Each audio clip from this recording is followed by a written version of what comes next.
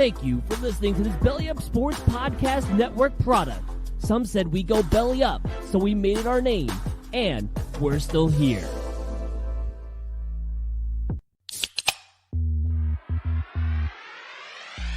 Call yourselves Title Town? Are you kidding me? That's fraud. It feels like a gray area. Spoiler alert, Canada. Cup's coming back to the US of A. There's way too much negative stigma attached to strippers. I hate you guys so much. My dog just shit his ass.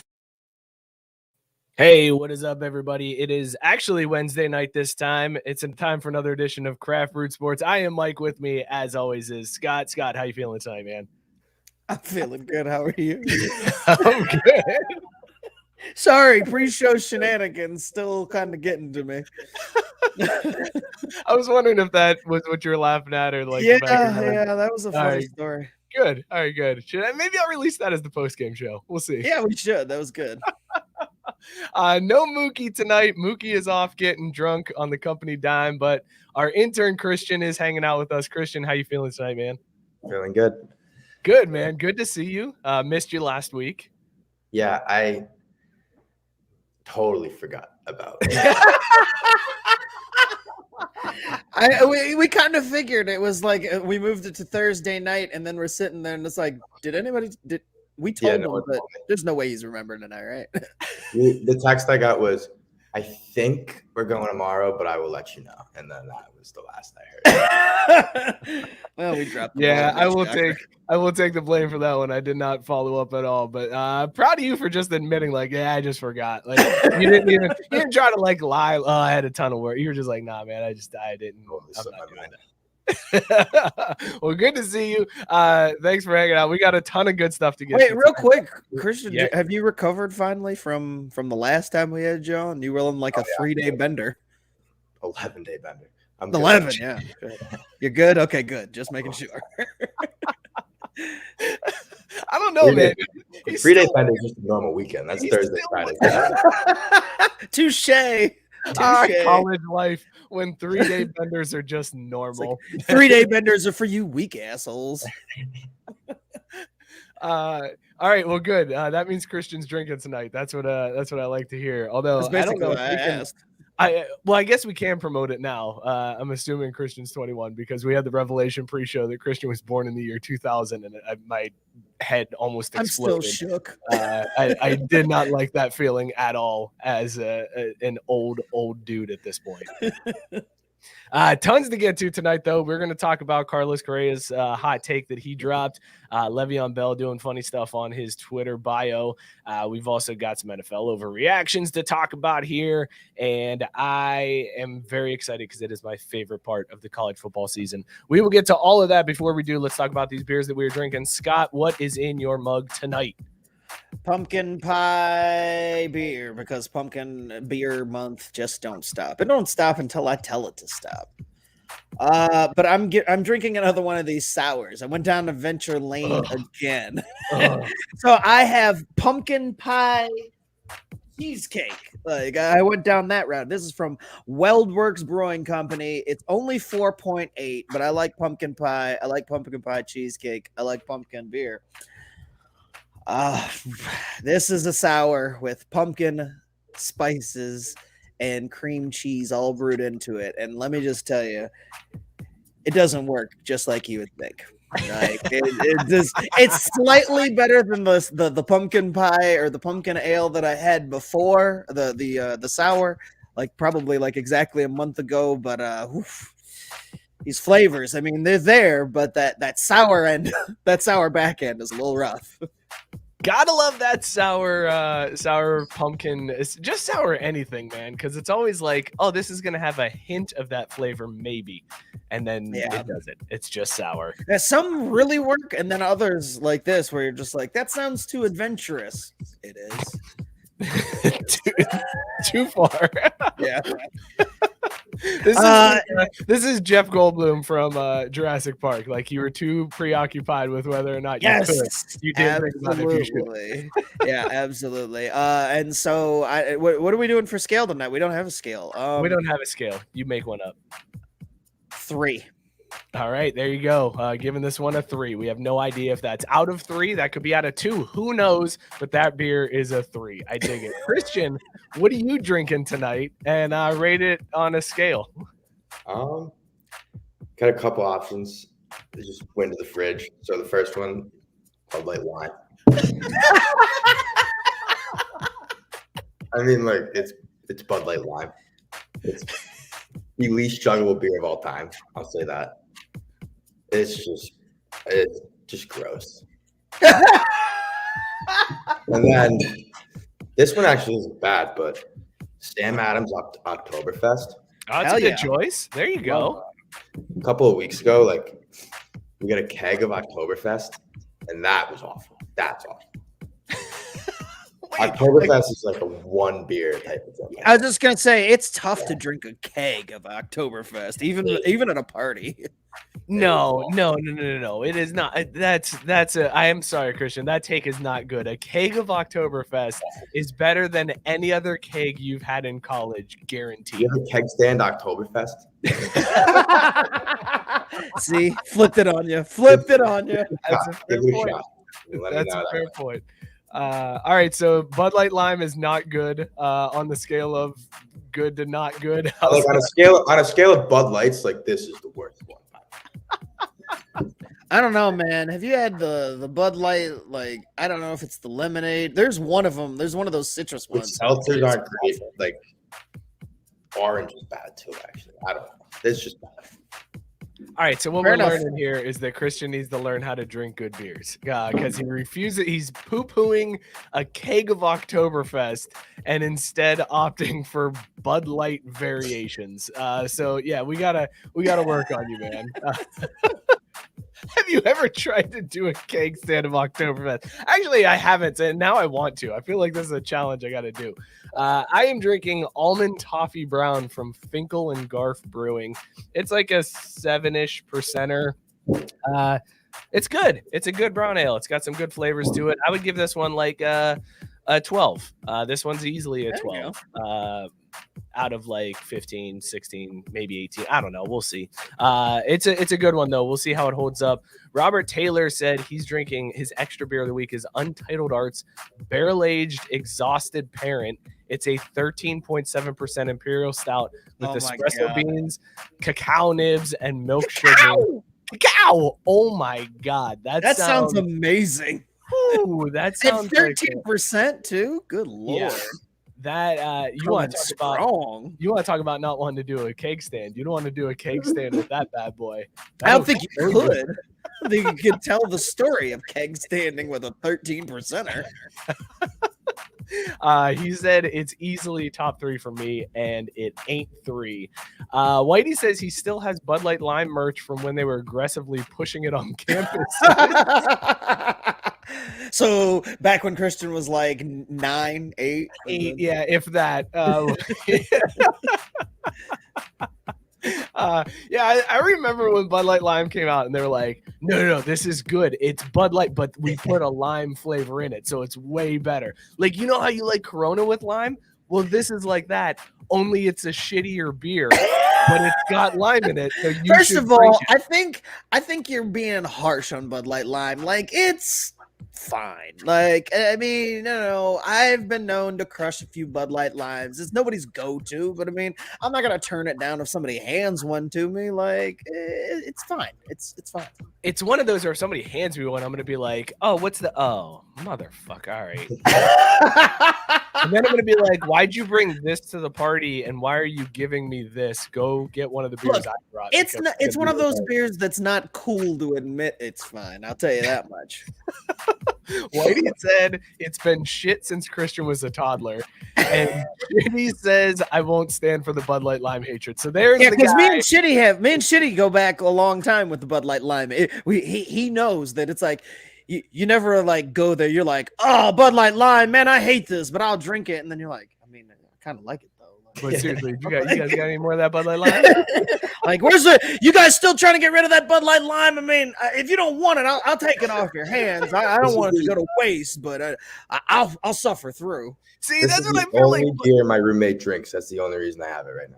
Are you Now, serious? That's crazy. The only beer? That's wild. Only beer. All right, when Bud Light Lime is your beer of choice, that's a problem. Like, you need to have an intervention for your roommate, dude. He's got some serious issues. We need to talk about what I found in the fridge again. Bud Light Lime is the beer that you bring to the party and then you put in the refrigerator and you drink everybody else's beer and then you leave the party leaving the Bud Light Lime there. That's what Bud Light Lime was made for. It's the party trade beer. That's it. I know what I'm bringing in the next time I come to your house. Yeah, Bud Light Lime's for everybody, I'm baby. Throwing at your car as you drive away. I never saw that motherfucker with a Bud Light Lime in his hand. This motherfucker sitting here drinking my bottle Logic. 6-pack of Bud Light Lime. A sixer too. Definitely a sixer. I was like, on the scale of asshole moves, where's that rank? That's up there, man. That's up there because you're trying to be like, no, it's cool. I brought some good beer. It's Bud Light Lime. I didn't bring Bud Light. Like, you're not as obvious as just bringing a sixer of Bud Light in the plastic rings and throwing it in somebody's cooler and drinking good beer. You tried to spruce it up because it comes in bottles and it looks fancier and it's got a flavor to it. But in reality, you traded a 6-pack of Bud Light Lime for somebody's good beers. But if you want to go fancy, what you do is you get the tall, slim cans of Bud Light Lime. At least you're not taking up too much space in their fridge. Oh, how considerate of you to leave the skinny Bud Light Limes here. I'll just go on record as saying, if you're going to show up to the house, if you're going to show up to the house with Bud Light Limes and drink the other beers, just don't show up with beer. I would be less offended by that than if you showed up with Bud Light Lime, left it in my refrigerator, and drank all the good beer during the party. Period. I'm sorry. I will be happy to be like, oh, this guy didn't bring any beer, but at least he didn't bring Bud Light Lime, so that's cool. I'd rather no beer than Bud Light Lime. Oh gosh. Also, just motion. We're measuring everything on this show in Christian's age. Like, it's no longer like what year did it happen. It's how old Christian was when it happened. I like that. Yes, that'll be the new since he's got that nice round 2000 number. It's like we can even do like BC, like before Christian. It's like, oh yeah, that was 99. So that was BC. Oh, you almost made him spit out his beer. He almost spit Bud Light Lime all over the computer. That would have been horrible. That would have been a shitty way for your computer to go down. Even tech support is like, I would have been able to fix it if it wasn't shitty Bud Light Lime. It would have been okay. Speaking of which, don't put that most recent comment up there. What an asshole. That's a pure, unadulterated lie. I won't stand for it on my own podcast. I didn't see the comment, but now I'm going to bring it up. Bringing a shit beer just to drink other people's good beer is the most Scott Kaiser move of all Scott Kaiser moves. I've never done that. Seriously, I honest to God have never brought a Bud Light. Like, I've never brought beer that I don't plan on drinking to drink somebody else's good beer. Like, that's a good move. I just never thought to do it. Oh dear God, Mookie! Mookie is dialing in. He's trying to get in the show. Mookie, okay, so just to set the stage here, Mookie had a work function. They went to dinner. They've been drinking on the company dime. I have no idea what to expect, but I'm very nervous that Mookie has shown up and is trying to join the stream. His video is not on. I think it's just audio, so I don't know what's going to happen here. Mookie, where are you at right now, man? I need to know, like, how do we know what dinosaurs actually sound like? Like, I'm serious, though. Like, this is plaguing me for years, bro. Like, the ultimate throwback. I mean, I'm just saying, like, you know what I mean? Like, they always try to sound so nasty and like fierce and Jurassic Park and shit, but like, how do you know they don't just sound like Katy Perry or even fucking worse, like the Chainsmokers? Why do you not have your camera on, Mookie? Why do you not have your camera on? Because I'm pooping. Oh, Jesus Christ. What? Are you fucking serious right now, bro? You called us from the shitter? Well, I mean, like, where else in a casino is a good place to take a call? Because they keep yelling at me if I get my phone out at the table and shit. And I'm like, listen, bitch. Like, ain't no one trying to run a scam up in here in Cincinnati at the Hollywood Casino. It's the Hard Rock, but okay. It's the Hard Rock. Whatever, man. I don't want to hear it. But the question I really have is, like, where is 98 Degrees going to actually perform in this joint? Probably at the giant concert venue that's attached to the casino. That would be my guess. If I had to pick, that's where I would say they would perform. Where's their concert venue? We got a concert venue here? It's on like the second floor. All right, That's your how new boys mission, went there. Mookie. Your new mission, Mookie, is to, after you're done, Find the wash concert your hands and then go find the concert venue and report back. Turn your camera on from the concert venue. Oh, word. All right. Okay. All right. We'll talk to you soon, Mookie. But can I, like, take a souvenir? Yes, absolutely. Yes, your poop. Goodbye. Okay, love you. Bye. All right, bye. Oh, dear God. This is going to be a night. God, I did not expect him to call in. When he said pre-show, like, hey, I could call in from the casino, I did not expect him to actually call in. Let's We talk would've some lost football. that Scott. bet. Yeah. Let's talk some football.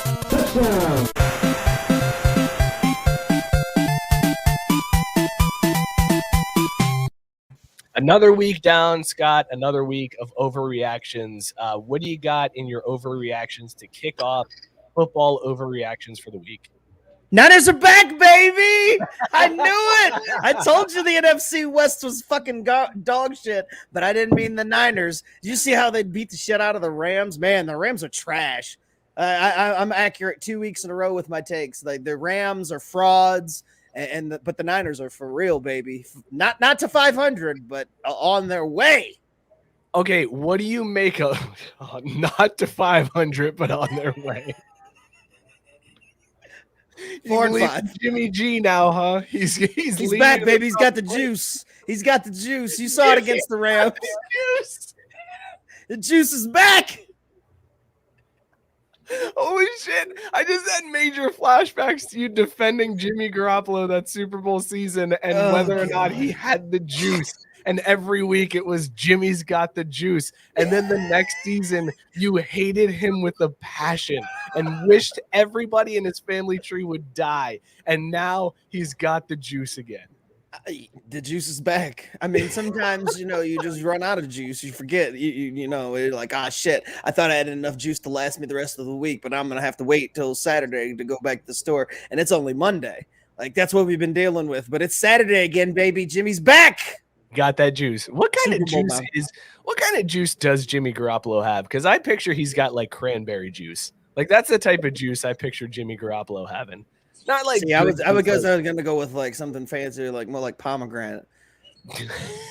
Like he's definitely a solid pomegranate juice. Jimmy, you know what? He seems like one of those juice mixes. Like he's a cran apple. That's what he's an 8-ounce pour because it's like you don't want more than that. Like it's real sweet. All right, so is it really that the Niners are back, or is it that the Rams are now coming back to earth? And the follow-up question, is this Odell Beckham's fault? All three at the same time? Yes. Easiest question you have ever asked me. Easiest 3 questions you've ever asked me in one sentence. I love the sports media take that Odell Beckham Jr. has already poisoned the Rams locker room like 4 days into his time with LA. He's already ruined the locker room. He hurried up and got out there against the Niners, and he already got caught making one business decision. it was on a run play, and it was one of those that got highlighted on the message boards. It's like, check out OBJ, and dude was just like, he didn't finish no blocks. Like he barely engaged. It's like, that's Odell, baby. That's Odell.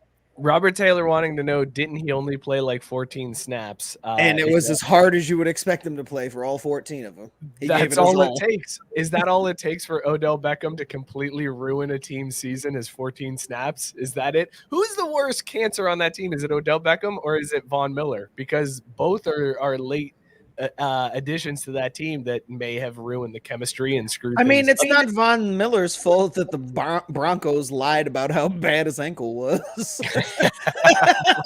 But it is the Rams' fault for being dummies and not doing their homework. They were trying to do that old buy low and stash until the playoffs, and now they might not make it there because they suck. I love that you now have the Rams not even making the playoffs, like potentially not making the playoffs. That's how bad they. We play it one more time, so I mean that's at least one more loss. They're sinking ship. It's over. McVay, this is his farewell season. Stafford back to earth. McVay exposed. Oh, yeah. The whole team Totally. done. That's amazing. Speaking That's of LA teams that are done, the Raiders, they're back to earth, huh? That's quick. That was a quick trip to the solar system. It wasn't bad enough in the newspapers. Has there been an NFL team that has flamed out harder than the Raiders this year? Like, just looking at the last month of that team is like a complete dumpster fire covered in Bud Light Lime. It's an awful situation for that organization. And it's just one thing after another. And now they're not good. Like, at least before they were like, yeah, but at least we're winning. Like, yeah, Gruden gets fired, but now we're better. We're a better team now because of that. And then the Ruggs thing happens. And then the dude's on Instagram flashing a gun. And now they're not winning and they look like garbage. And it's like, oh, this is bad. This is really bad. I also like to imagine this dumpster that has this fire, and they're like, "Quick, put it out! Use the Bud Light Lime." And it just keeps raging. They're like, "Why isn't this doing anything? It's mostly water." But they're Raiders, so they don't understand. It's just the guy in the fucking shoulder pads and the face paint that's like dumping all the Bud Light Lime on the dumpster fire. Like, I got this, guys. I can handle it. And it's doing jack shit. Absolutely. If you're with me.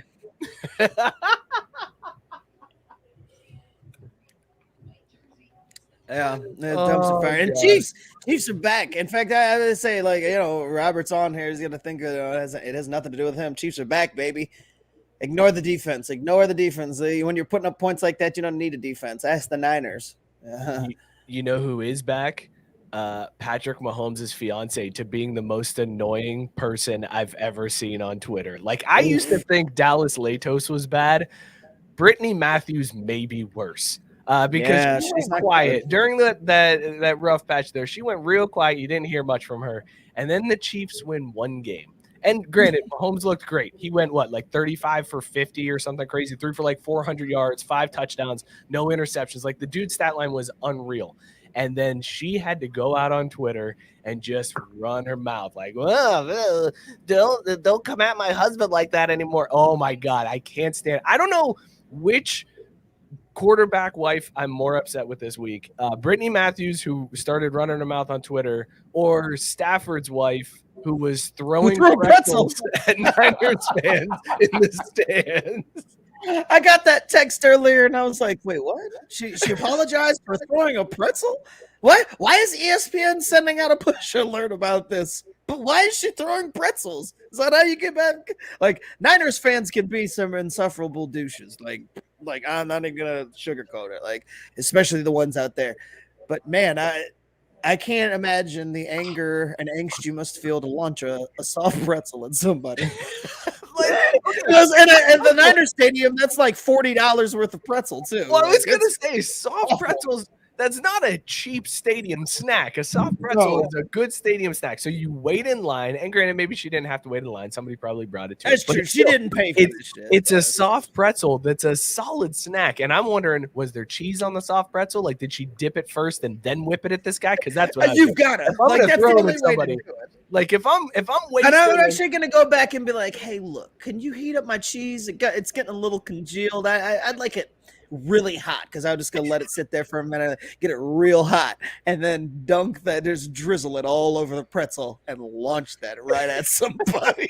Now that I can respect. Because at least, like, if you get hit with a soft pretzel, you're like, what the fuck? Did somebody just throw a pretzel at me? Right. And you just, like, wipe off the salt and you're done. Right. But if it's covered in that cheese sauce first, ooh, now I'm heated. Now I'm mad because you just scalding hot cheese sauce you hits just your got- face. You're like, oh my God, what did I just get hit with? My face is on fire. And it's not going to be till hours later that you realize that Matthew Stafford's wife heated up cheese, drizzled it over a pretzel, and hit you square in the face with it. And now you've got third-degree burns on your face from hot cheese. All because you were rooting too hard for Jimmy Ward getting a couple of picks in the first quarter. What a night! You going to work on Monday? You just you're like Two-Face from Batman. You're all scarred and sizzled up on one side of your face, and Jimmy from accounting's like, dude, what happened to you? Listen, Matthew Stafford's wife is a psycho. Stay away from her. It's like, what are you talking about, man? No, see that wouldn't be nearly as funny as if it hits. I'm thinking this whole time it hits you square in the face. So you go to work the next day and you've got the imprint of burns of a pretzel-shaped outline. So your face, it looks like it just burned the pretzel. You've got her throwing the entire pretzel and doing so in a way that it hits you square and just leaves the pretzel shape So on it your looks face. like you're wearing. It actually looks like you're wearing a Halloween mask, but in burns. And it's like, is that fucking pretzel on your face, bro? What the fuck happened to you? It was a hell of a night, man. Hell of a night. You wouldn't believe it if I told you. Check Matthew Stafford's wife Instagram comments if you don't believe me. But man, this bitch threw a pretzel at me, and somebody called her out for it. She apologized though. Got to give it to her. She did apologize. God, She said she had a amazing. weak moment. A weak moment. That's what she called it. Christian, would you ever throw a pretzel at somebody? No, but I don't get this whole cheese on the pretzel thing. Wait, what? That doesn't happen. Hold on a second. Happen Wait, here. what? Are you telling You don't me? eat cheese on pretzels? No, mustard on hot pretzels. All right, Okay, I'm that's- okay with mustard. I'm fine with Yeah, mustard. mustard's but- fine. Yeah. That's Dude, if I've never heard of cheese on hot pretzels. if you've never paid the extra $1 for the nacho cheese cup to come with your soft pretzel, do yourself a favor, my friend. Yeah, you're missing out, man. You're will missing out. change your life forever. It really is delicious.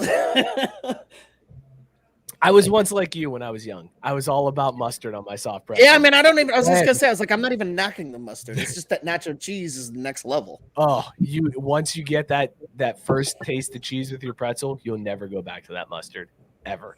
And see, that's how you know we're broke kids, because Mike just pointed it out there. It was always an upgrade, and so my ass was always having pretzels with just mustard because the mustard packets were free. It's like I got enough to get this pretzel, and that's it.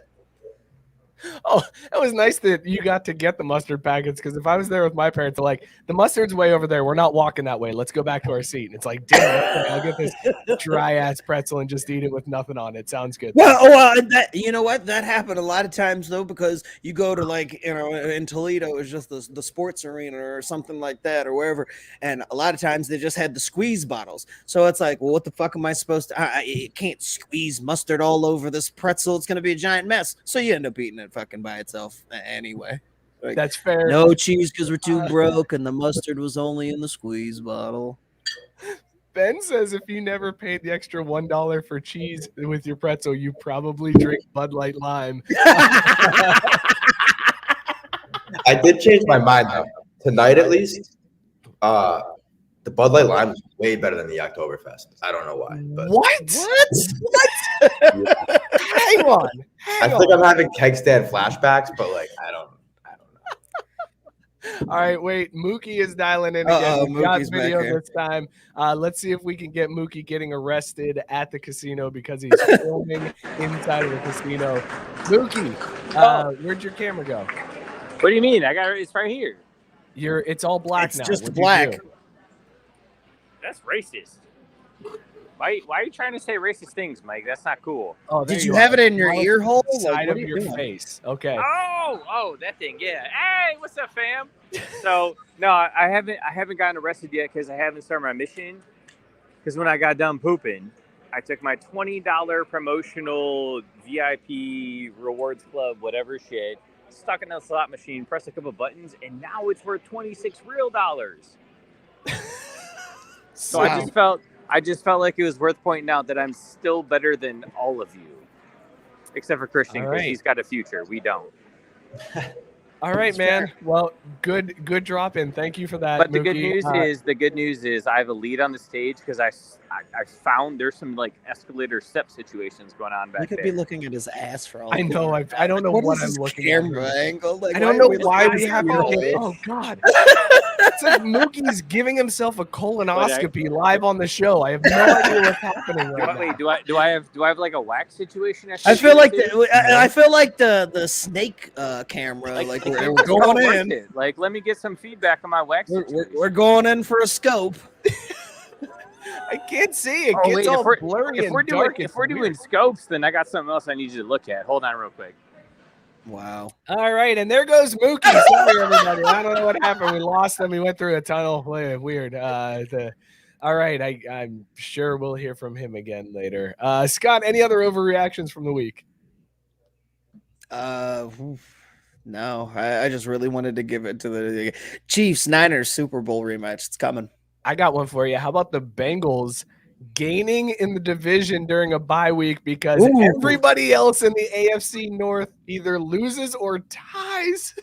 Pittsburgh with the tie of the Lions was my favorite. I was really mad, actually, that Pittsburgh didn't lose that game because they should have. They should have lost that game. So the fact that they got away with the tie and they're still like a half a game up on Cincinnati really pissed me off because Cincinnati should be second place in the division right now behind Baltimore. But nobody in the AFC North wins this past week. AFC North, outside of Cincinnati, complete and utter trash. On a serious note, another one of my overreactions.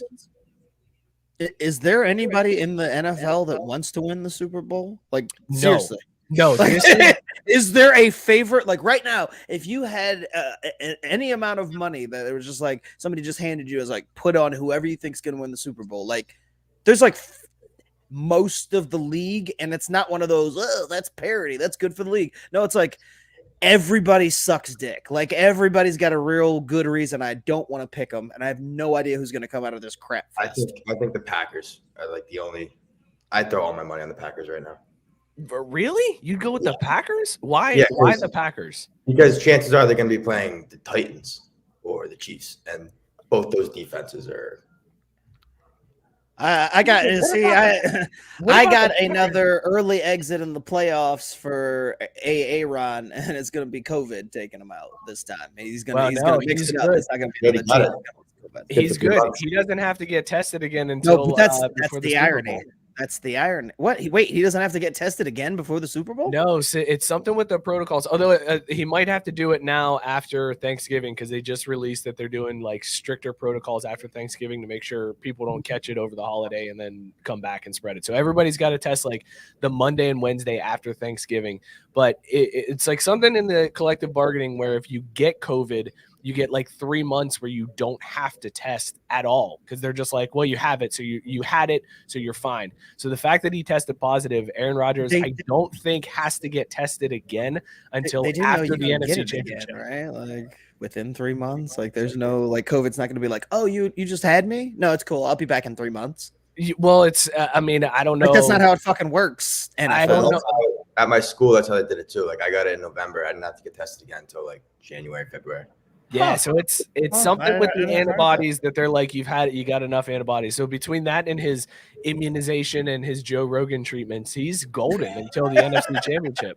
So after that, then so that's the thing. Like Aaron could potentially make it through the NFC Championship now without having to get tested for COVID again. So what would be really ironic is if he leads them to the NFC Championship and then they're like, oh, by the way, now you got to get tested. And he tests positive the week before the Super Bowl, and fucking Jordan Love has to step in and take the Packers. That's what I want. That's what I want.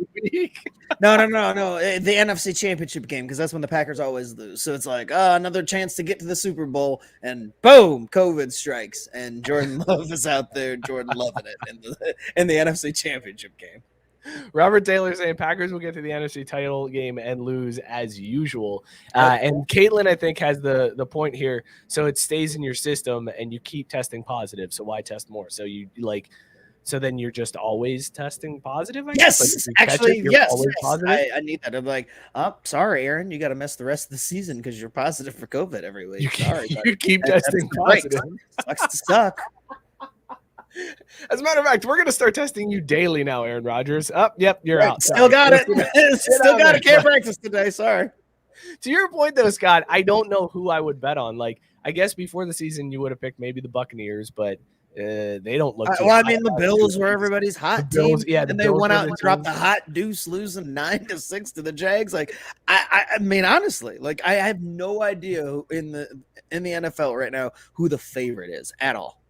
This is like one of those weird seasons where it seems like nobody is really good. Like you think teams are really good, and then just things happen and they lose, and you're like, wait, I would have never guessed for that team to lose that game. And it's the most frustrating time to bet on football. I can't stand it. I will not spend any more money betting on football. I'm so glad we're not doing the degenerate dartboard of doom this year, because we would all be throwing at the dartboard every single week. Every week. This year is just like, well, fuck it. I have no idea what's going to happen. It's somebody's going to lose when they're not supposed to.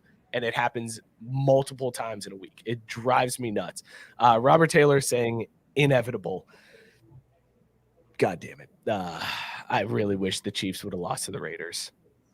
Sorry. Yeah, and that's the way the NFL. Speaking of which, that's the way the NFL goes. At the beginning of the season, you probably been like, "Oh, it's going to be the Chiefs or the Bills against Tampa Bay," and then everything looks like it's shit, and anybody can win right now. And we'll be sitting here talking about the Super Bowl, like, so we ended up with the Chiefs and the Bills, Chiefs and the Bills against Tampa Bay. Like, here we are again.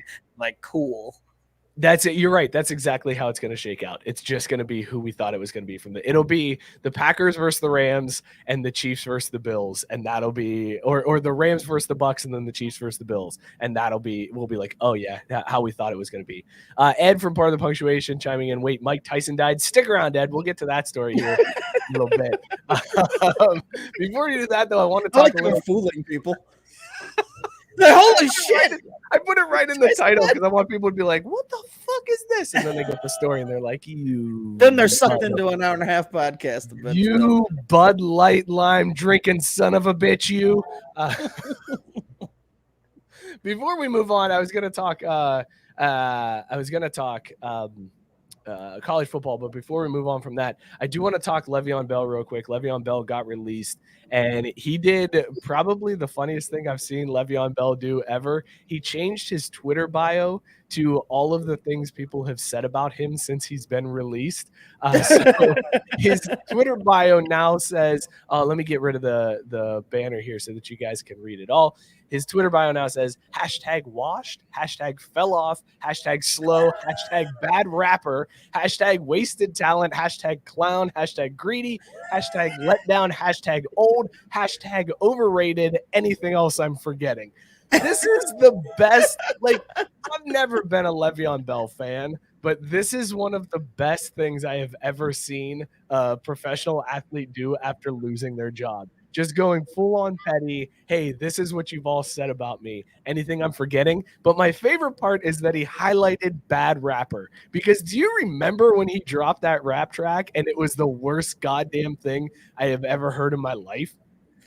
Yeah. What's even funnier is, I mean, unless, so he's just going off of when people used to do that. How funny would it be if that's what people are still shitting on him about? Like, it's like there's been so much time in between when that was released, and now it's like the Steelers, the Chiefs, and this Ravens failed stint, and you choose to be like, it's like, man, you're awful at football, and people don't forget you suck at rapping, you motherfucker. Like how shitty do you have to feel? Like, you get released or whatever, and you get on Twitter and you're reading about yourself. It's like, damn, people are still holding that against me. Fuck. Also, that track was hot garbage. Robert Taylor saying that bio was that way for weeks now from what he read. That is even better that nobody has noticed Le'Veon Bell's Twitter bio until he got released. And then people were like, oh shit, that's right, Le'Veon Bell exists. Hang on. Let's see what his Twitter bio looks like. Wow, he must have just changed this. No, I like that. Either way, like I've always been kind of neutral towards Le'Veon Bell. Like I enjoyed watching him at his height during the Steelers. I mean, but I did think that he made a really dumb decision to sit out. That was fucking sure. Remember his 911 call? When No. like you don't remember that? No. Yeah, no, yeah. When the two girls that he was sleeping with woke up, stole his jewelry, and left. Oh, yes. I do remember that story. Okay. I think we did that in Upper Deck at the time. Yeah, that's why when you said it, I was like, oh, yeah, I remember that. How come that didn't make the Twitter bio? That should have been the lead. He didn't even mention that one in the Twitter bio. Come on, Le'Veon. You are slipping, man. That would be my claim. That's why the Ravens cut him. All right, let's talk about college football real quick because we are at my favorite part of the college football season. The latest playoff rankings came out. No changes in the top 7. Notre Dame has moved up to number 8. Drew's prediction from last week is actually starting to look possible. Like Drew had that crazy take that Notre Dame has a path to the college football playoffs. And actually they kind of do at this point. Like looking at how the games are shaping up and what could happen, it's very feasible that Notre Dame sneaks their way in.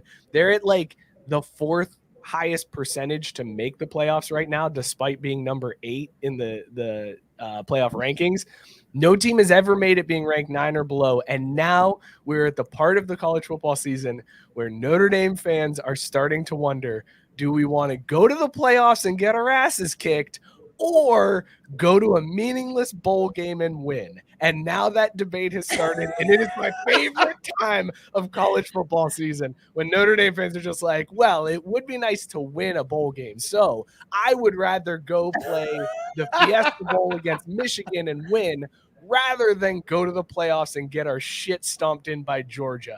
It is the greatest. The debate is all over Twitter. I'm here for all of it. Like this happens every single year. And it's normally around this time when Notre Dame's like borderline in the playoffs and they're like, oh, do we really want to go? Because we're going to lose. Like Notre Dame gets in the playoffs, they are 100% losing. There's no doubt about it. Bet the house on whoever they pull in the playoffs. But now that the fans are debating, and I just love this self-awareness from Notre Dame fans that they're like, listen, we want to get in. We want to be able to brag. But in reality, we know we're going to lose. So we'd rather play a shitty bowl game and win and toot that horn over a fucking exhibition game and everybody be wearing their Fiesta Bowl champ t-shirts for the next fucking year. Just like, well, we beat Michigan. Blurp, blurp, blurp. And instead, now we're just, this is what we deal with. I love it. It's the best. Gabe, thank you. Well, that also kind of shows just how delusional Cincinnati is also. They want to get everything. I mean, I like the whole Cincinnati thing. It's the closer it gets to the end of the season, the funnier it gets. Because, of course, they're all, give us a chance, this SEC bias. It's like, it's clearly weren't alive the last time that this happened, and they got boat raced by fucking Florida and Tim Tebow. Like, we've already seen this play out. Like, it's cute. Yes, you guys maybe deserve a chance, but unless there's like 42 teams, you're probably not going to get one. And just be grateful because you're going to save yourself the embarrassment of getting housed in the first round against one of the other teams. Like, excuse me, Scott. Last year, Cincinnati hung tight with Georgia until the end of the game, and that same Georgia team is the best team this year. So, ipso facto, Cincinnati should be in the playoffs this year. I can't wait until Georgia beats Bama in the SEC championship, and Bama still gets the 4 over an undefeated Cincinnati. It's going to 100% happen. 100%. There's no doubt in my mind. Yeah. That's one of the chips that needs to fall for Notre Dame to make the playoffs is Georgia needs to just destroy Bama in the SEC championship. Michigan State take care of themselves because they play Ohio State still. So 3 of those teams are ahead of Notre Dame. So you see 2 of them falling out. You need Oregon to lose. Actually, realistically, the only way Notre Dame makes the playoffs is if Cincinnati also makes the playoffs, which is a scary thought to think about, that in order for my team to make it, I also have to root for Cincinnati to make it. So on one hand, it's like, man, it'd be cool to get in the playoffs like 3 years out of the last 4, and on a year that's supposed to be a rebuilding year, and you turn over your quarterback, you got a brand new line. That's pretty great to make the playoffs. But also, I don't want UC fans to be happy. So there is no way the NCAA lets a playoff happen with Notre Dame and Cincinnati. Oh, why? No, first of all, don't. Well, the put Notre in Dame that thing, they same will. breath, Like, man. yeah, Notre Dame gets in that- there just because of the catch they bring in, man. Are you new here? That's why Notre Dame makes the playoffs, because they bring in cash, period. That's what it's all about. That's why the playoffs are always Alabama, Ohio State, Notre Dame, and fill in a team. Because you could potentially have Ohio State, Bama, Georgia. You know how like disappointed everyone would be if you got Notre Dame and Cincinnati. Now, when you put it like that, that's a good point. No. I think people would be they would be okay if you don't have Alabama but you have Notre Dame. I think they'd be cool with that. I think they would trade off those two hated teams for each other. But I don't know if you could say that they would be disappointed because Notre Dame is in the playoffs. Cincinnati, I'll give you, because here's the thing. They come together. Like they come together. Unless they lose. Unless Cincinnati loses in the AAC championship, and then it's a smoot point, and Notre Dame makes it in ahead of them. Yeah, they're gonna have a tough time with Tulsa or maybe Temple. I think they got Houston. Wait, who do they have this week? This week is, you like that callback, Scott? That was I do. That is well done. You just slid it right in there and kept it moving. Didn't miss a beat. Love it. That's good. They have, I forget who UC has this week, but this is like the week that they could potentially drop one, especially with how they've been playing recently. That's the season this week. Yeah, this could be the game that they lose, or they lose the AAC championship. I just don't like. UC started off great, and they went into Notre Dame, and they had a great win. But Notre Dame theoretically could have 3 losses right now. I don't think that's that great of a win. I just want to preface this all by saying all of this Notre Dame to the playoffs talk, I think, is crazy, because Notre Dame is not a good team. They don't deserve to be in the playoffs. But if they're 11-1 and the chips fall the right way, I'm gonna be happy as a fan to see them in the playoffs. I'll gladly take that. I will take that over a New Year's Six bowl over Michigan. Period. Although that'll be funny when Notre Dame gets in and UC doesn't after UC beat them, and it'll be like, hey guys, remember that's how this whole thing works. Like, doesn't fucking matter. Oh, now I kind of want that to happen. That's when you just said that about the 11-1, it's like it made it spin. I'm like, hold on a second. So here's how this is going to go down. UC is going to lose in the championship game, like 100%. They're going to get there undefeated and then lose in the championship game, because that's what they do. And then Notre Dame's going to be all the way up there, and you're going to look at it and it's going to be like, well, they both have 1 loss, and even though that committee is going to be like, well, let's go home. Notre Dame it is. Boom, we're out. Like, it's not gonna. They're not even. You were on to something, and now I got it. All of this stuff with Michigan State, and how they've had Michigan ahead of Michigan State, despite Michigan State beating Michigan. They're tipping their hand. They've been laying the groundwork for when when Notre Dame jumps UC, and they go, well, like they actually used the phrase this week. They said, listen, sometimes you have to set aside what you see on the field, and you've got to look at other things. That was an actual thing that Barta said when they pressed him on why is Michigan State behind Michigan. He was like, sometimes you got to look beyond what you see on the field. And it's like, wait, then what the fuck are we even doing this for, man? I was going to say, that's actually 100% what we're supposed to be looking at, is what's happening on the field. That's why all of these rating systems are fucked, because we spend entirely too much time not paying attention to it. It's like, yeah, what happened on the field is great, but Barta's like, listen, what happens on the field, granted, very important. However, do you see these dollar signs right here? This is also very important. And sometimes you have to look past this and look at this. So, cha-ching, Notre Dame, Michigan, you guys are both in. Fucking Cincinnati, go home. And that's right. how I'm telling you, I want Barta to just come out to Wu-Tang and just like wear a chain with a $1 bill on it and be like, this is what it's all about, baby. This is what it's all about. Fuck you. I would respect Fuck, you're crying. that, this is what it's about. And then just move on. And then, like, what's Kirk Herbstreit going to say? What's he going to press him on for that? Like, oh, yeah, he's right. That is what it's all about. End of the show. Thanks, everybody. And then they just ESPN goes dark for the next 28 minutes. That would be the best way to do the college football playoff. All right, let's. Did you see real quick? Did you see how the Oklahoma Baylor game ended, Scott? Oklahoma Baylor game. No, I don't think I did catch that. Christian, did you see the end of that Oklahoma Baylor game? Oh my God. So Oklahoma is losing. Baylor has it well in hand. The game is about to end. There's 1 second left on the clock. Fans rush the field because it's a big upset, knocks Oklahoma essentially out of the playoffs. Baylor with a big win. So the fans rush the field. They have to get them off the field. Lincoln Riley is losing his shit because the fans rush the field with 1 second left. Baylor's got the ball, so now they finally clear everybody off. They're just crammed on the sidelines. They didn't go back up into the stands. So you've got all these fans just standing on the sidelines around the field, ready to rush it again as soon as time runs out.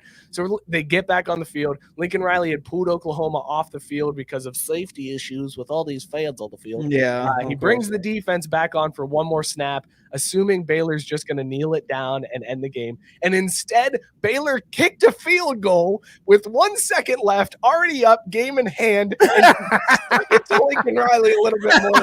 Fans rushed the field again. It was the best. Oh, I love to see it. That's amazing. I'm sorry I missed that. Like I saw the headline and everything, but I didn't like get the details on it. It's just basically it came through that Lincoln Riley was pissed that they, started to be like, but that's a hell of a story. Good for Baylor. Good for Baylor. I'm a Baylor fan after that one, man. Go Baylor. I hated Baylor because my wife watched that Chip and Joanna show so much, and they were in Waco, and that's all they talked about is Baylor. And I'm like, fuck Baylor. I hate this show. I hate all these home improvement projects I have to do because my wife watches this shit. Baylor can suck a dick because of it. And now I'm like, actually, go Bears. Go Bears. No, yeah, that's good. That's excellent. Expert level petty. It is expert level petty. I knew you would approve of that. And they're like, oh, really? You're worried about that? Well, how about we kick a field goal? Add 3 extra points on this. And of course, like you said, too, I hate when the coaches do that. Oh, well, we're going to do it for the safety. It's always the losing coaches. Like, I got to get my players off the field for safety. Yeah, it's convenient. When you're losing, you're worried about your players. Yeah, exactly. Well, it's a safety issue. You never know what these rowdy college crazy kids they're all jacked up on Bud Light limes. I got to get my guys to safety here. Listen, everybody, if you're tired of drinking Bud Light limes, we got the hookup for you. Just go to craftbrewsports.com/beer drop. Fill up your beer fridge today. They've got award-winning craft beers that'll be delivered directly to your door for under $4 a serving. It's amazing. They've started a new thing now where they'll email you throughout the month and be like, hey, this is a new beer. You can add it to your drop now, and we'll charge you and then deduct it from your shipment later on. It is genius, and I am spending a ton more money on beer now. Well done, Beer Drop. Go check them out. Amazing breweries from all over the country. Really great beers that you're not going to really be able to find anywhere else. craftbrewsports.com/beer drop. It's $5 flat shipping through that link. If you don't want to sign up for one of the subscription boxes, you can just go to that website and shop for beers and get it delivered to you. $5 flat shipping. They've got all different types of beer. It's always rotating. It's always changing. New breweries, new beers being added constantly. Go check them out. craftbrewsports.com/beer drop. Go sign up today. Scott, I'm not even joking. Like, I'm terrified with how much money I'm spending on Beer Drop now. Yeah, it can be a little intimidating too. Like, you're like, well, I'll just do this, and then I'm like, but I spent $90 on beer last month, and then I look at it, I'm like, I can't spend $120, but based on how this box is curated, I gotta switch some things up. Like, I can't justify this. It's a little ludicrous for like 7 beers, but they're so good. Robert Taylor just said stouts and carne asada fries are not a good combo. Yo, that sounds like Robert Taylor is going to be watching the rest of the show with Mookie in the bathroom. Like, that's where he's going to be if you got stouts and carne asada fries. Scott, let's talk. Let's go baseball. Here's the pitch. Oh, shit. Your boy, Carlos Carrera.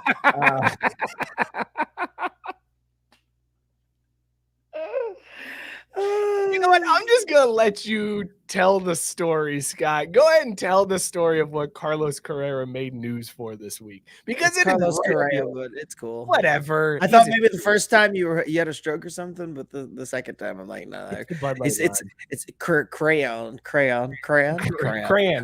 Crayon.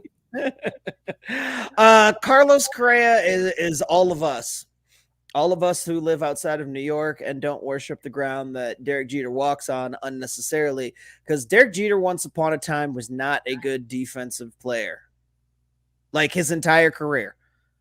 Christian, I know you don't know this, but Derek Jeter, BC, was not ever a good defensive shortstop, but he somehow managed to win 5 defensive, gold gloves during his career. And this just goes to show how much bullshit individual awards are, and especially when it comes to baseball. Like back then, you didn't really think anything of it, but like before Jeter's career ended, all of these numbers and advanced metrics started coming out showing how really terrible Derek Jeter really was at defense, like throughout his career, but even morbidly so, like at the end when the Yankees were paying him, the sweetheart amount, his retirement farewell amount. Dude won 5 gold gloves and Carlos Correa wasn't here for it. Basically, he said he didn't deserve a single one of them. And when I mean basically, I mean that's what he said. He flat out said, how many did he win? He won 5. He didn't deserve a single one of them. All right, hang on. Let's fire up the meat. Hang on. This needs to go on the grill, because this is an extremely hot take here, Scott. And I apologize. I'm trying to get my my Kong bong going as well as I get this all set up. So here is the quote. Derek Jeter, how many gold gloves did he win? 5, I think he won. Derek Jeter didn't deserve any. End quote. This is a scorching hot take, Scott. This is a mic drop moment. I love this. This is a mic drop moment. Like, well, and you know what? I think we're just far enough removed from like the generation that probably revered Jeter like that much. Like, just far enough. Like, there's still kids coming up, or guys that are like, oh yeah, I grew up watching Derek Jeter. Like we're just to that part where it's like Correa, like he saw Derek Jeter, but he was on that back end of his career, so like most of it.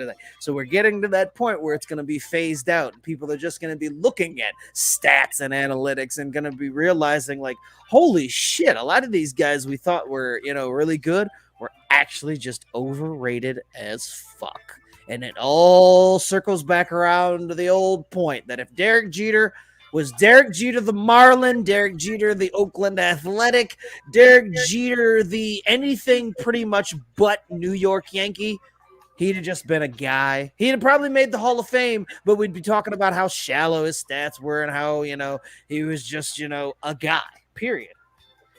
So you're saying this take, although seemingly hot just because of the reverence that people actually have ice cold, because it should be common knowledge. It should be accurate. It should just be like this is true. It's just common knowledge. It's not even. I was gonna say it's not a hot take if it's true. It's not a hot take if it's facts.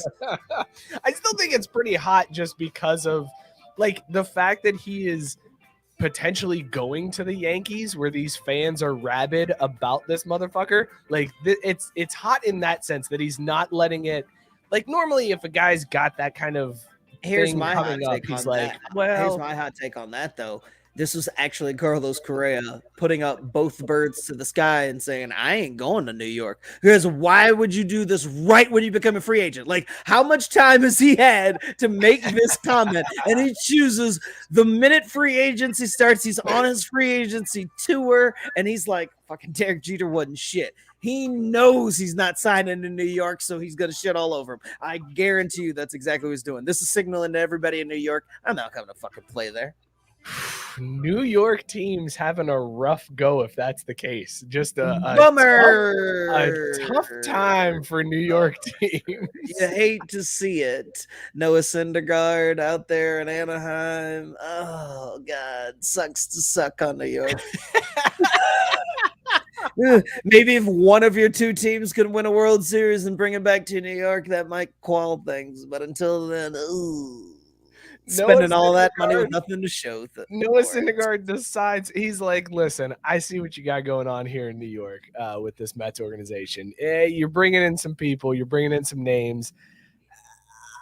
I'd rather go to the Angels. I'll take a couple extra mil and I'll go lose out here where there's no pressure. They got some of the greatest baseball players we've ever seen play. They don't make the playoffs and nobody gives a shit. So fuck it. I'll just go out there. I'll make $21 million for 1 year and just go play with the greatest names that this sport is ever going to see and not make the playoffs and not get my shit kicked in every day by awful fans who don't appreciate that this is just a sport. Period. I was gonna say, I could come out here and get shelled, end up with a 4-run ERA, and out there be damn near an ace. And in here, I'm all over the back pages about how big of a bum I am. Fuck it, I get $3 million more out there to have good weather, high taxes, and no pressure. See ya. That's the thing. Like when you look at the taxes, he probably lost money on this. Like he turned down the qualifying offer where he would have made more if he didn't have the California taxes. But he's like, yeah, but fucking Mets fan. So yeah, I'm out. And then he just leaves and he's happy. And he's like, it's not all about the money. It's about not having to deal with Mets fans anymore. I will gladly take less money to get away from Mets fans. That's what this signals. I mean, all of these free agent moves are telling a fan base something about themselves. I got to be honest, like Cincinnati fans are losing their shit right now because Cincinnati is just selling off everybody and they're doing whatever like everybody's potentially going to get traded. There's literally not going to be the team is going to be unrecognizable next year. I'm like, yeah, because we're Cincinnati and that's what we do. Like, just accept that this is what your team is. Like, I feel like if fans were more self-aware of what their teams were, sports would be so much more enjoyable. Like, as a Reds fan, it's like every once in a while we're going to look good, like flashingly, and then we're going to sell off all of our pieces and go in the dumpster for the next 10 years. And that's just how it goes. And then we'll build up some young talent and they'll be great and we'll make a run and we won't make it because it's Cincinnati. But then we'll sell off everybody and start all over again. It is what it is, man. It is. It really is the song that doesn't end. Yeah, I mean, and once you accept that, once you realize that's your lot in life, you enjoy the sport so much more because you're just like, well, fuck it, none of this matters. Who cares? Oh, they're great, good. They're not going to be good next year when we sell off all of these pieces. And if you're the Mets and you're like, wow, we've got like a lot of big names coming in, they're all going to shit the bed on you. They're all going to do trash. Nobody's going to be good, and you just have to accept that that's what it's going to be like for you. A player comes in like Francisco Lindor, and you're like, this is the guy. Don't be like that. A player like Francisco Lindor comes in, just be like, he's going to end up sucking. It's going to be bad. It's going to be real bad. He's not going to be the guy we thought he was. And then best case scenario, he looks decent. You feel ecstatic. But when he's dog shit, you're not upset. You knew it was going to happen. But best case scenario is you get the Mariners to take on most of the back end of that deal when you trade him away in a few years. Like you Robinson, you Robbie Canoa's ass. That's what you do. You're like, all right, this was a horrible fucking deal, but who can we sucker into taking this? Oh, hello, Seattle. Like, that's best case scenarios, that he sucks for a few years, you hate him, and then you take some unsuspecting fucking franchise who's also trying to like make more money and not worried about winning to take him off your hands. That's it. So we talked about one Carlos in the news. I want to talk about another Carlos in the news because that story sparked something on WFAN in Boston where a radio host heard about the trolling of Derek Jeter. And he brought it up. And interestingly enough, when that story was told, Carlos Baerga was the one who was like moderating that whole thing. I don't know. I didn't get the whole situation. Yeah. Wasn't it like a radio show or a podcast or something that Correa said? It was a podcast or I don't know, whatever it was. Baerga was involved. And this radio host from WFAN decided to tell a Carlos Baerga story. If you don't know Carlos Baerga, this is like 7 BC, right? Like Christian, he's still just semen swimming around in his dad's balls at this point, right? Carlos Baerga was the second baseman for the Cleveland Indians. Love the dude. Like, he's the reason why I wanted to play second base growing up, because Carlos Baerga was small. He couldn't hit really well, but man, he had a great glove. No, you really, but he could mash when he did hit, and he used to pimp the shit out of it. And he had that fucking gold chain, Carlos Baerga had drip before drip was a thing. Like he was like, it was just like he looked flashy as shit. That whole mid-90s Indians team, though, had some drip, though. You had Baerga, you had Kenny Lofton fucking looking just like Wesley Snipes in Major League. Like, he basically was Willie Mays Hayes. He just played that. He was like, I'm a center fielder for the Indians. Yeah, I'm going to be Willie Mays Hayes. That's how I'm going to do this. They had Manny Ramirez. Oh, that team was amazing. Anyways, Carlos Baerga was the second baseman, and this radio DJ told a story about how he was, I don't know if he was playing for the Indians or trying out for the Indians or whatever, but he was in the locker room, and he hears this thumping coming from the trainer's room. So he walks into the trainer's room and he says, there's Carlos Baerga. And I got to pull up the quote here because the wording that this dude used is the most amazing wording that I've ever heard. So he says, as I walk towards the trainer's room, I hear this thump, thump, thump. Carlos Baerga is sitting on one of those stools, and his baseball pants are down around his ankles. In his hand is what could very well be a baseball bat, but is much smaller and is attached to his body. And he's slapping it against the doctor's stool rhythmically. So I, of course, stare at it a second or two longer than I should have, and I turn around, and half the Indians roster is behind me, all laughing hysterically. He keeps going, though. He doesn't stop. I go back to Charles Nagy. What's that? He goes, pregame ritual. Nobody asks. Nobody wants to know. Carlos Baerga slapped his dick against a stool before games. What the fuck, man? Look, I know that baseball players are weird, and I know they do some weird stuff, but that is some weird shit. That is so weird. I have no words, especially like Carlos Baerga is like Venezuelan or something. Like, where's he from? Mookie, can you Google that? Yeah. Like, I mean, he's from somewhere. I'm like, I've never heard of a player from whatever country he's from doing anything similar. Like, I thought it was ludicrous that, Moises Alou was out here like, yeah, I piss on my hands to keep him soft. Now we got this dude slapping his dick pregame to get ready for the game on a stool. What? Huh? He's from Puerto Rico. Carlos Baerga is what the shit? Dude, and also, like, I love that the whole team just was like, yeah, it's just what he does. He just beats his dick on a stool before the game. Nobody before this had ever asked Carlos, like, what the fuck are you doing, bro? Nobody asks. Nobody wants to know. I picture Charles Nagy just being like, yeah, dude, like wide-eyed, like, yeah, man, we don't ask about that. He started doing that one day. We all just left the room, man. Nobody wanted to be around him. Chuck's like, I've seen some shit. Carlos is one of the least of it, so I just let him be. Just mushroom stamping a stool. Oh, God. That's amazing shit. All right. Any more baseball talk you got, Scott? Who won the World Series this year? Braves did. Woo! Oh, okay. Cool, man. Still champs. Listen, if you want to celebrate like Scott does, get yourself some Dugout mugs. Dugoutmugs.com/craft. They got baseball bat mugs. Scott, as a matter of fact, show everybody the mug you're drinking from tonight, because tonight I am drinking from my metal baseball world champs mug. Thank you, Dugout mug. Everything tastes better in a world championship mug. Get you a dugout mug today. I said a mug out Doug. Like a mug out Doug. A mug out Doug. How is this the best your camera looked? And now you're frozen. Okay, good. That was the best your camera looked all night. You're good now. That was the best your camera looked all night when you did that fucking pose and looking at the camera. Jesus. Yeah, your camera finally came in focus. The background wasn't blurry. It was like a perfect shot, and now it's back done. To shit, huh? The universe. I should just ham for the camera all fucking every time. That's the way to do it. Go check them out, dugoutmugs.com. They got wine glasses. They got. Hey, real quick, let me tell you, because I bought that whole set. I bought the World Championship set. I got everything except for the damn shot glass.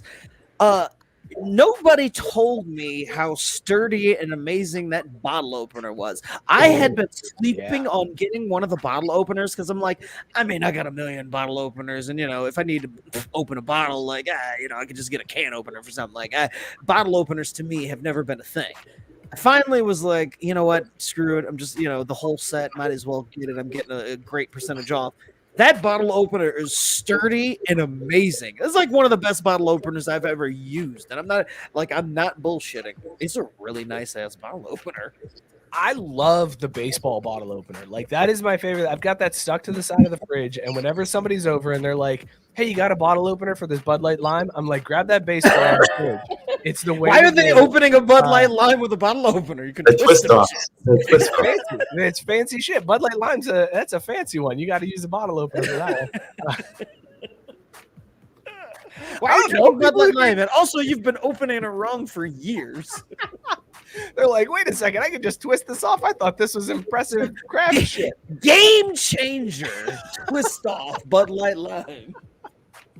But anyways, the baseball is that's the cool way to open it because it's got the magnet built in too. So when you pop the top, the cap just sits there and stuck to the baseball. Oh, I love it. Go check them out. Dugoutmugs.com/craft. Get 15% off your order using that link. Dugoutmugs.com/craft. Drink beer out of a mug just like we do here in the show. Swig for the fences, bitches. Yes.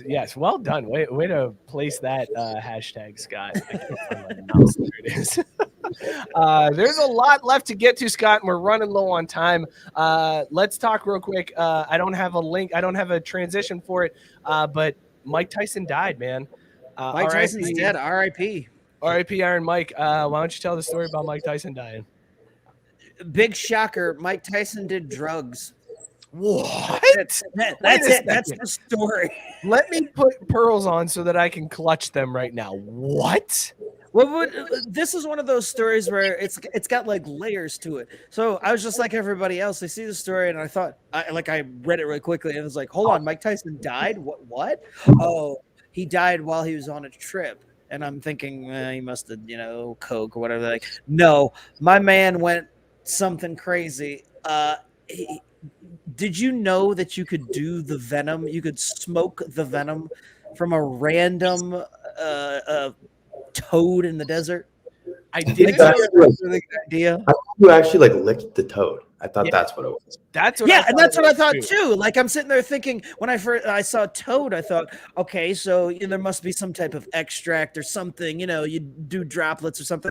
He tripped off like that. No, you smoke the venom from this toad, and it makes you trip balls. But the first time he did enough of them that he said that he felt like he died. He said that he's been through death now, and he knows that death is nothing to be feared, and it's helped him live his life since he did the toad. This was back when he was fat, Mike Tyson. So I guess this must have been right around the time that he was doing The Hangover, because remember in The Hangover he's a little tubby, right? Dude lost 100 pounds since then and is in the best shape of his life. So everybody, go grab you some toad venom. Go shit up. I'm right with Christian because The Simpsons lied to me, because I remember that Simpsons episode when Homer licked the toad and then geeked out and went on a trip. Like, that's what I think of whenever somebody says something about like toads and getting high. Kev saying, let me tell you, I didn't see the story, so I thought it was a joke. Then I thought it was serious. Then I realized it was a joke. Yes, we got you. Hook, line, and sinker, Kev. That's how we do it here on the show. But the best part is, though, I mean, he's like, all right, so I died off doing this. I experienced death, felt it to death. He's done it 53 times since. Like, how good is that drug? If you're like, this thing made me feel like I died, I did it 53 more times after that. Like, that's a good ass drug. That's a good ass drug.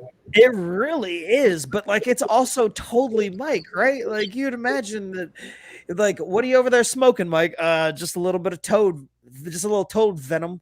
Oh, okay, cool. Don't worry about it. I'm gonna die for a little bit. I'll be right back, and we're gonna do it again tomorrow. We're gonna do it all again tomorrow.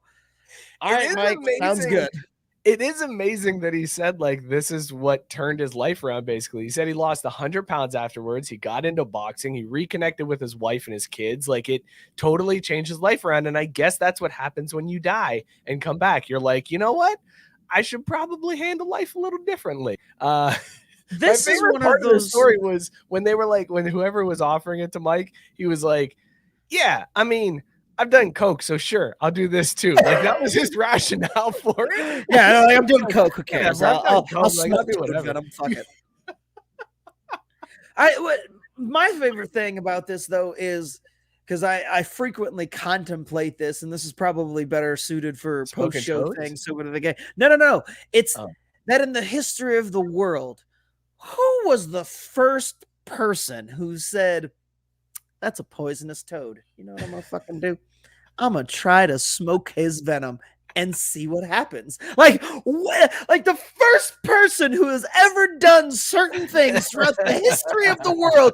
I just wish I could have been there to have been like, and so now, not only how did it go, but then that person's like, look here, man, I gotta tell you. I saw this fucking toad, right? This fucking toad. And I thought to myself, he looks like he might be poisonous. What if I smoke this fucking toad's poison? So I did. And I tripped balls. I might have died. It was the best thing I ever did. I'm going to keep doing it. Like, what the fuck? Who discovered that was a thing? And God's like, hey, I'll make this toad. And if they unlock the secret to this toad, let me tell you, it's gonna change their fucking lives. Like, I'm just gonna leave that one here for him. It's like his own little personal Easter egg. God's Easter egg. He's just dropping them around. Hey, okay, listen, here's what we're gonna do. This toad could kill you, but also if you smoke it, Most amazing. you will be born again. It'll be the greatest thing you've ever experienced in your life. Hey. You know how good we made orgasms feel? Times 20. That's what we're doing with this toad venom. But the best is it's like going through a labyrinth. It's like, no. They've got to do a little bit more. Like, you can accidentally jack off as a baby and figure out how great orgasms are. But they are going to have to go through a series of events in their lives to figure out that this toad venom is fucking the tits. Christian, would you smoke toad venom? I think that's probably where I draw the line right there. Not touching that. This toad venom.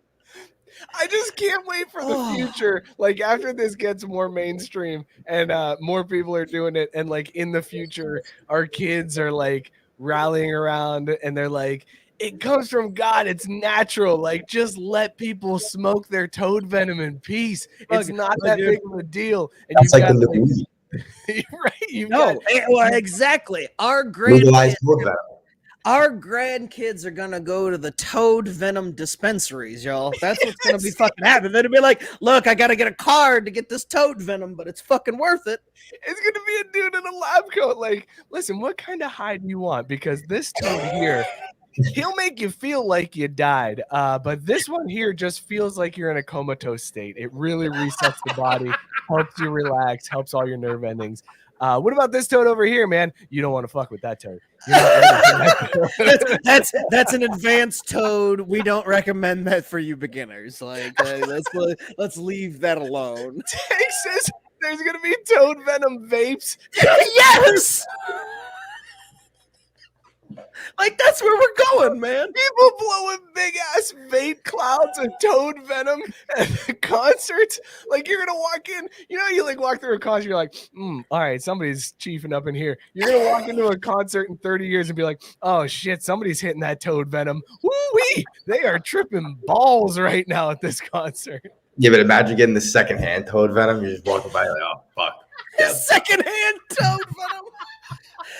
Dude, I was just walking through the concert. That's where it hits you with the comatose state. If you huff toad venom, you just go comatose. But if you smoke it and you inhale it all the way, then that's when it makes you feel like you died. I mean, imagine our kids' version of Bill Clinton. I never inhaled the toad venom.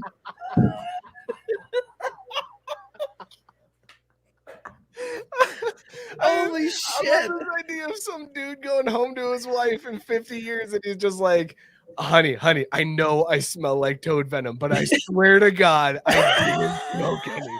It wasn't me. The guys at the bar were doing it. I was just there. I didn't smoke any toad venom tonight. She's like, did you feel like you died? Yes, but it's only because of the secondhand toad venom. Oh my God, Mike Tyson, just the gift that keeps on giving.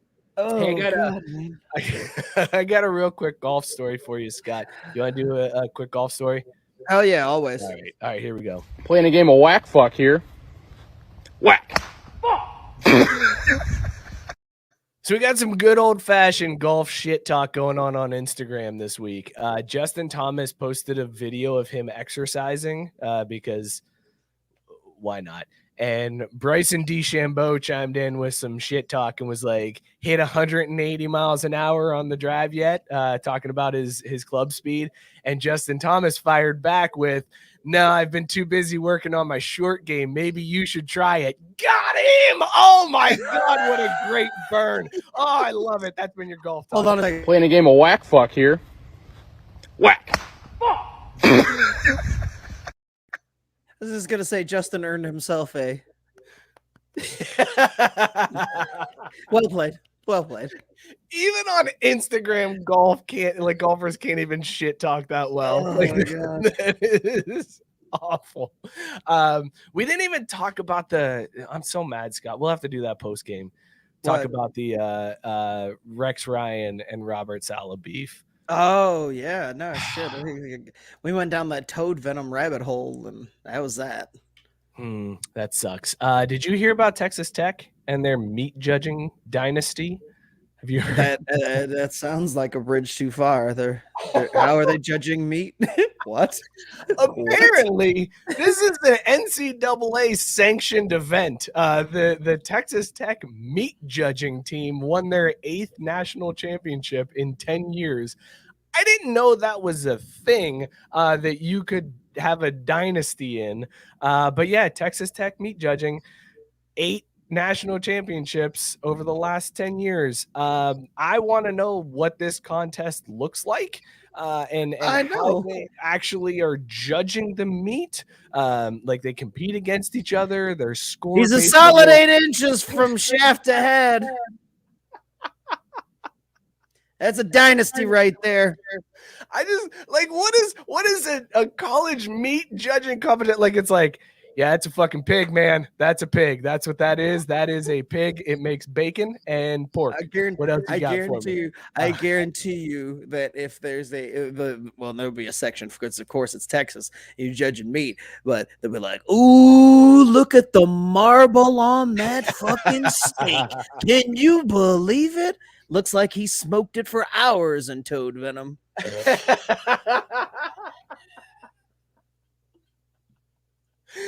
Apparently, okay, so I'm reading this now on the show because I just saw the headline. It was like, this is show material. I'm putting this in here, and then because why would I? It's about meat competition. So here's what the article says: schools compete against one another and are scored based on their ability to evaluate cuts of beef, pork, and lamb. Each school moves through a series of stations known as classes and uses specific defining factors to determine whether the 10 cuts of meat at each station fit a checklist of USDA standards. So, for example, one class asked the judges to estimate the amount of fat and muscle on a cut of beef down to the fractions of an inch with only his or her eyeball measurements. And I guess schools can send as many students as they want, but only 4 students count towards their total. And Texas Tech is just like great at judging meat. So Scott, I gotta know, would you brag about being able to tell how thick and meaty a piece of meat is just with your eyeballs? Like, is that something you're putting on your resume? I am not going to tell anyone, and I'm the best meat judger of all time. It's not something I'm going to walk into a room and tell everybody, congratulations, you're now amongst one of the best meat judgers that you've ever seen. No thanks. Kevin says all recruits have to be at least 6 inches soft. Oh, different meat being judged. Robert Taylor said, and here I thought Mahomes was the greatest thing that school ever produced. Color me wrong here.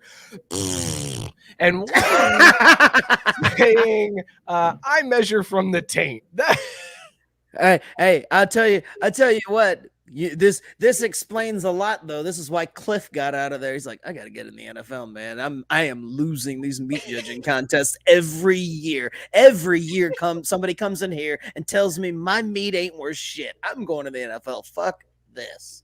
Can you imagine going to Christian? You're in college. Can you imagine like having a cookout, having friends over, be like, "Come on over. We're gonna grill out. We're gonna drink some Bud Light Limes. It's gonna be a good time." And you throw some burgers on the grill, and we got a keg of Oktoberfest. We got a keg of Oktoberfest, and you're surrounded by fuckers who judge you at the collegiate level. Do you think they like recruit? Like, I feel like oh, this kid out of Florida, like they're already talking to 8th graders who judge meat at a college level. They're just combing through 4-H clubs across the country. They're like, this motherfucker knows his marbling. This bastard, get him a Scully right now. He is going to be the next generation meat judger at Texas Tech. I'm going to Texas Tech on a meat scholarship, y'all. I just picture like a kid. He's sitting in like a butcher shop at a table, and like he's got the hats on the table of where he's gonna go judge meat in college. He just shoves a cleaver into the Texas Tech hat. He's like, "I'm going to Texas Tech," and everybody's like, "Fuck yeah, woo! We knew it." That's the best program in the country. They've got a dynasty of meat judging down there at Texas Tech. They're the Duke of meat judging down there. Tank said Lisa Ann could take the program to the next.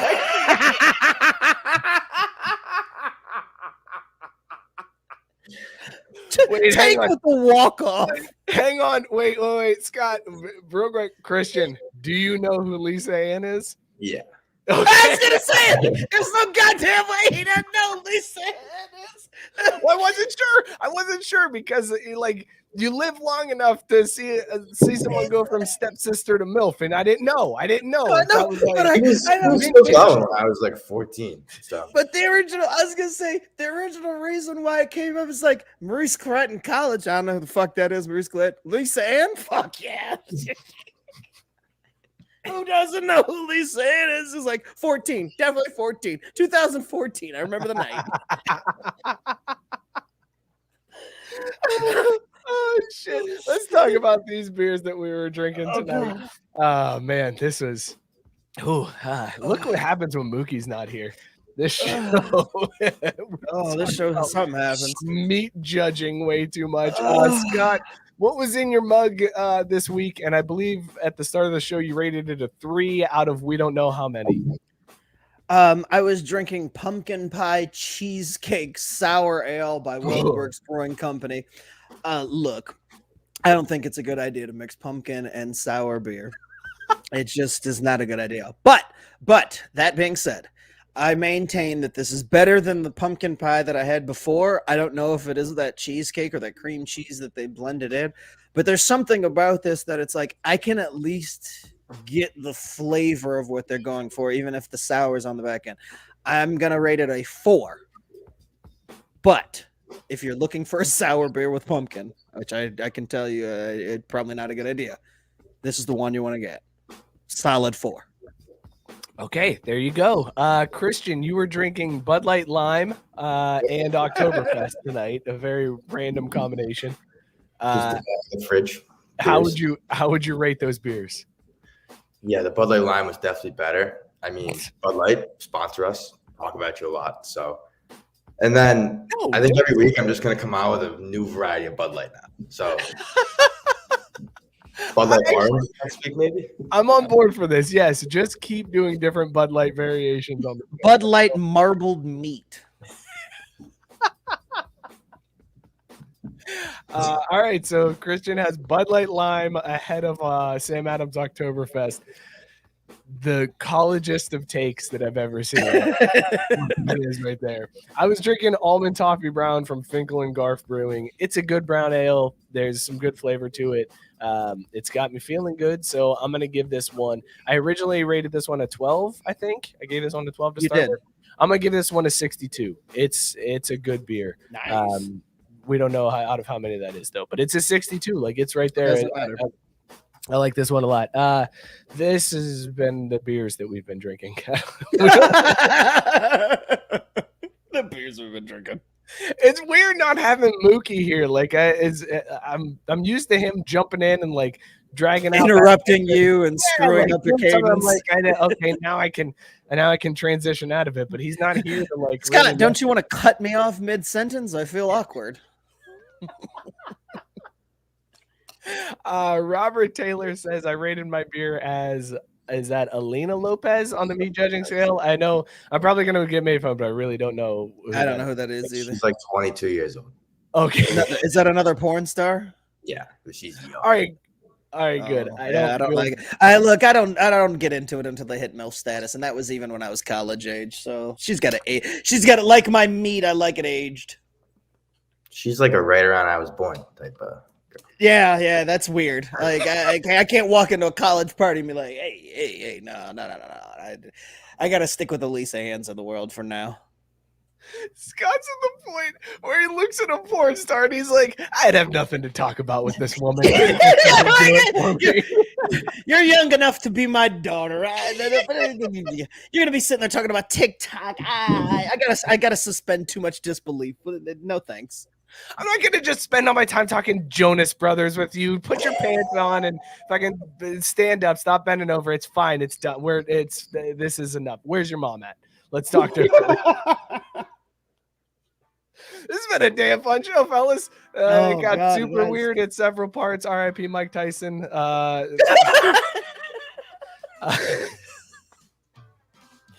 Thank you guys so much for tuning in. This was a damn fun time. I hope you guys enjoyed it too. Shout out to Belly Up Sports. Go check them out, bellyupsports.com.